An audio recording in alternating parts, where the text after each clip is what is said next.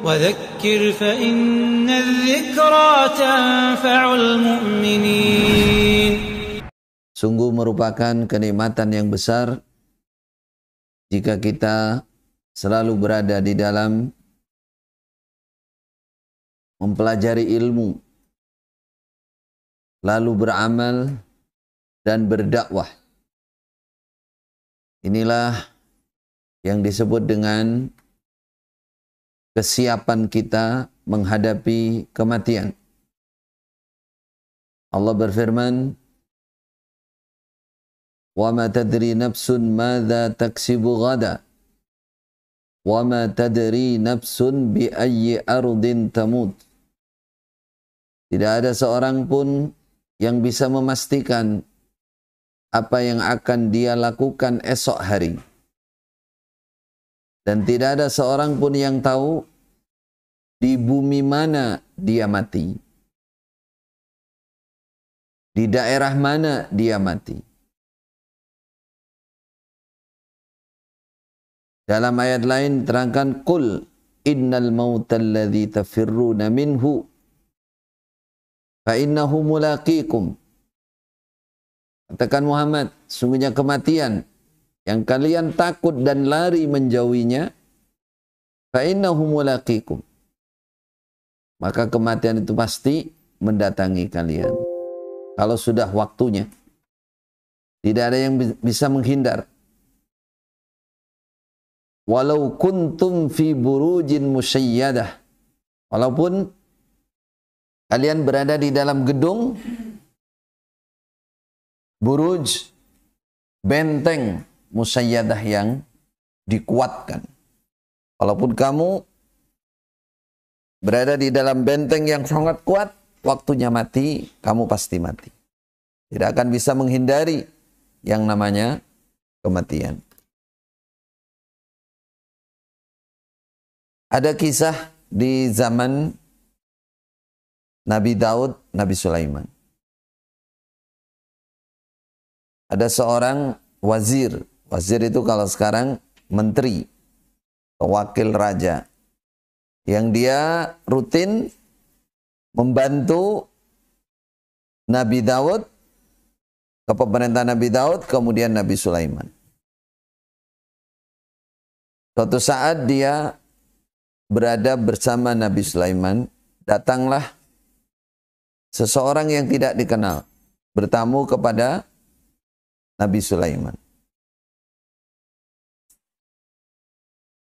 Pada saat rajul ini masuk, tamu masuk, si wazir ini merasa ketakutan. Setelah tamunya pergi, wazir tanya kepada Nabi Sulaiman, Nabi, siapakah tamu yang tadi datang itu? Kenapa dia memandangi saya dengan takjub, heran, dan menakutkan? Ta'ajjuban wa takhwifan. Di wazir ini akhirnya ketakutan. Dia mengatakan kepada Nabi Sulaiman, tolong Nabi, siapa orang tadi? Kata Nabi Sulaiman, itu tadi malaikat maut. Datang ke sini. Wazir ini ketakutan. Karena ketakutan, katanya wazir, tolong bantu saya Nabi, pindahkan saya, pergikan saya ke India, ke Hindi. India itu sudah ada sejak zaman dulu karena Nabi Adam itu turunnya di India. Pergikan saya ke India, wahai Nabi Sulaiman. Naikkan saya angin supaya segera sampai ke India. Anginnya Nabi Sulaiman itu adalah kendaraan. Wudu'uha syahrun warawahuha syahr. Perjalanan sepagi, separuh hari itu sama dengan perjalanan 1 bulan. Kalau sehari sama dengan 2 bulan. 2 bulan naik kendaraan. Kendaraan unta.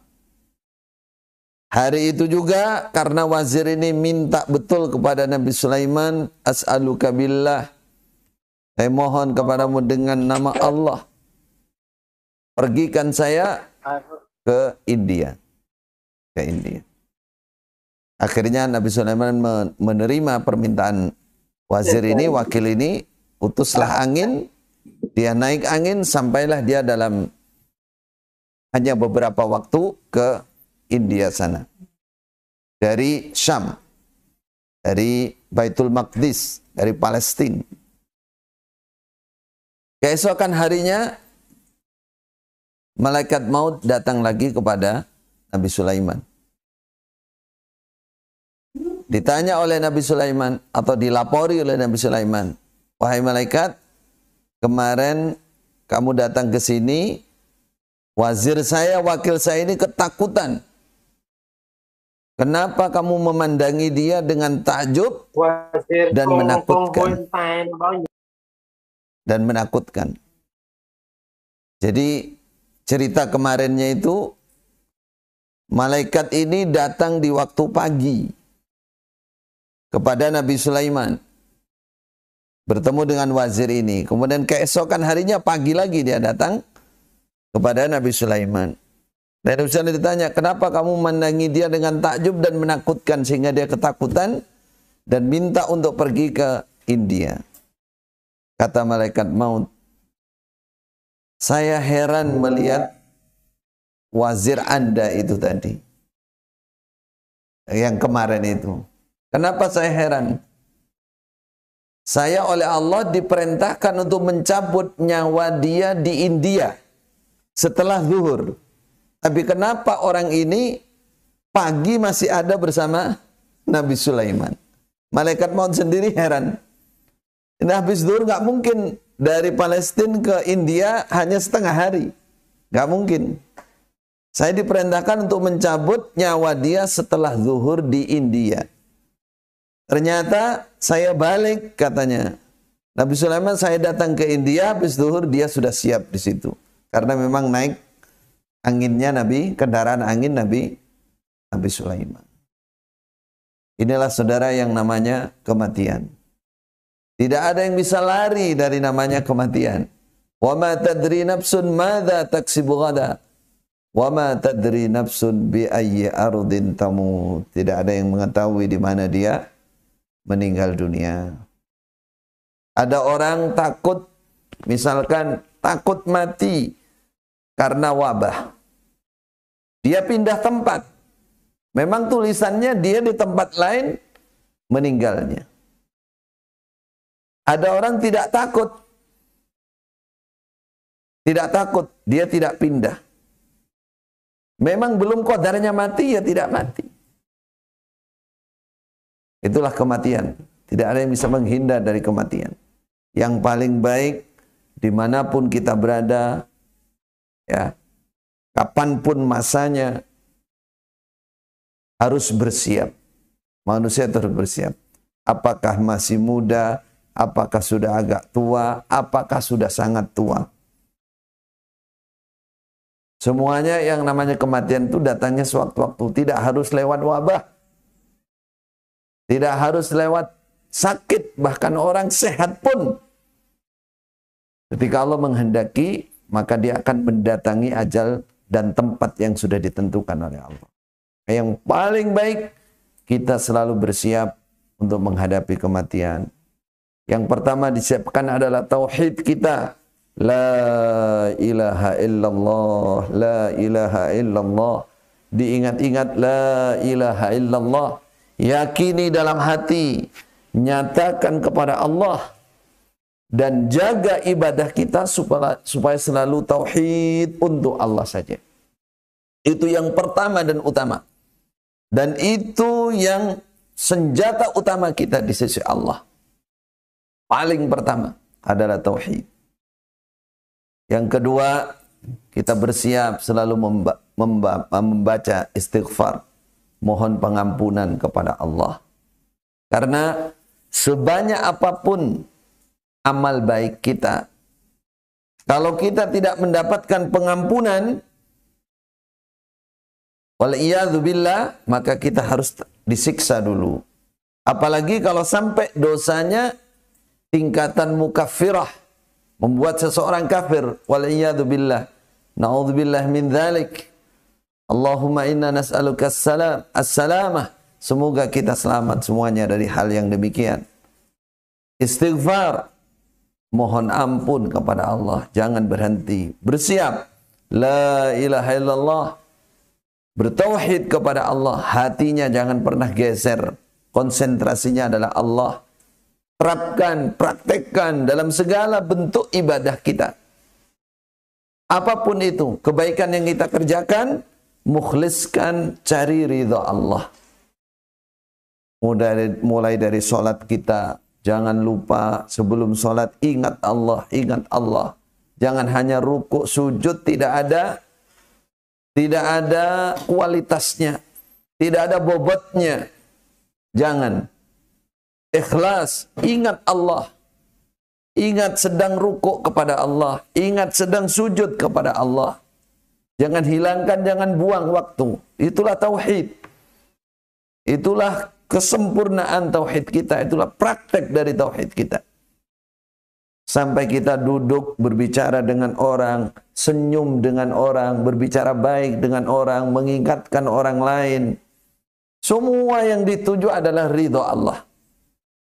Ada di mobil, ada di sepeda motor, sambil berjualan, ya, di pasar, di toko, sambil nyangkul bahkan sambil genjot sepeda ondel. Habiskan waktu, penuhi waktu dengan ingat kepada Allah.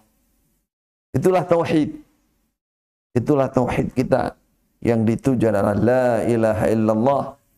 Lalu mohon ampun yang banyak kepada Allah, karena amal sebanyak apapun tanpa ampunan maka seseorang akan masuk neraka dulu, waliyadzubillah. Waliyadzubillah, waliyadzubillah. Jangan sampai kita berada dalam pengamalan yang membuat kita kafir yang tidak diampuni oleh Allah. Itulah tugas kita menghadapi yang namanya kematian. Kata Rasulullah, al-kayyis man dana nafsahu lima ba'dal maut. Yang namanya orang yang sangat cerdas, orang yang jenius, itu adalah orang yang selalu menyiapkan dirinya menghadapi namanya kematian. Namanya kematian. Kita ingatkan seperti ini agar kita mengambil ibrah. Kejadian-kejadian di sekitar kita sekarang ini, apakah sebelum divaksin atau bahkan banyak sesudah divaksin justru kena wabah, bahkan kematian di mana-mana. Semua ada di tangan Allah. Maka kita harus yakin apapun penyebab kematian itu, karena orang itu memang sudah batas umurnya seperti itu. Segitu itu sudah batas umurnya. Ada orang bilang mati karena divaksin. Banyak yang tidak mati. Ada yang minum air kelapa dulu, ada yang apa dulu, ada yang tidak pun juga nggak mati karena memang belum qadarnya mati. Ada orang kena wabah pindah tempat, selamat dia. Ada yang pindah tempat, ia tetap mati. Karena memang tulisannya kematian ada pada saat itu. Maka jagalah kita semua tauhid kita kepada Allah. La ilaha illallah Muhammadur Rasulullah. Banyaklah mohon ampun kepada Allah. Tertibkan terutama ibadah wajib. Salat. Kata Rasulullah mendekati beliau, pesan terakhir dari beliau Rasulullah sallallahu alaihi wasallam, as-salah. Urusan agama, urusan ibadah adalah as-salah. Salat, jaga salat. Yang kedua, pesan Rasulullah adalah berbuat baik kepada orang-orang yang berada dalam kekuasaan kita. Kalau zaman dulu budak. Artinya jadilah manusia yang terbaik, yang punya belas kasih, yang punya rasa sayang kepada sesama. Mudah-mudahan kita bisa mengambil ibrah dari kejadian-kejadian yang ada pada saat ini, dan kita bisa selalu bersiap menjadi orang yang selalu bertauhid kepada Allah, selalu mohon ampun kepada Allah, tertib menjalankan ibadah, terutama ibadah yang wajib. Baik, jazakumullah khairah.